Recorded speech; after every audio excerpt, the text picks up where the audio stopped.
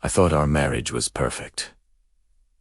A real-life fairy tale. We were high school sweethearts, and after 10 years together, I still got butterflies whenever she walked into a room. That's why what happened next completely shattered my world. It all started on a Tuesday. She came home late from work, which wasn't unusual. She had a demanding job as a marketing executive, and long hours were part of the deal. But this time, something was different. She waltzed in with this huge, radiant smile, humming a little tune.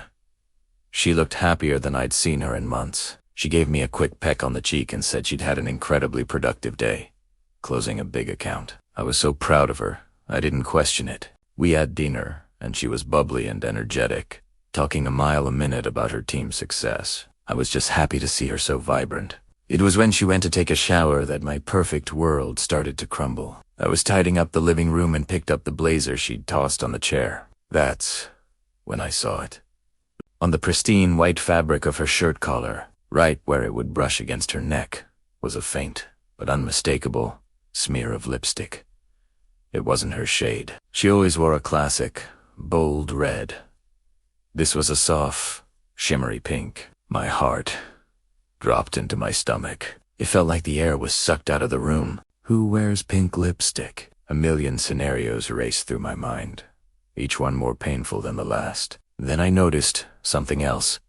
Her blazer smelled faintly of a cologne that wasn't mine. It was a subtle, woody scent, something expensive. I knew my own aftershave, and this was definitely not it. The pieces of the puzzle started clicking into place, forming a picture I didn't want to see. The late night, the overly cheerful mood, the lipstick, the foreign cologne. It wasn't a successful business meeting. It was a lie.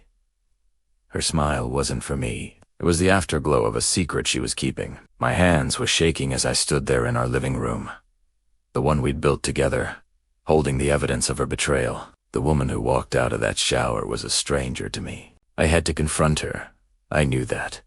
But in that moment, all I felt was a profound, crushing silence. The story of our life had just been rewritten, and I didn't know how to read the next chapter. It's a painful journey, and I'm sharing it to remind everyone to trust your gut. If something feels off, it probably is. Thanks for listening. Don't forget to follow for more stories.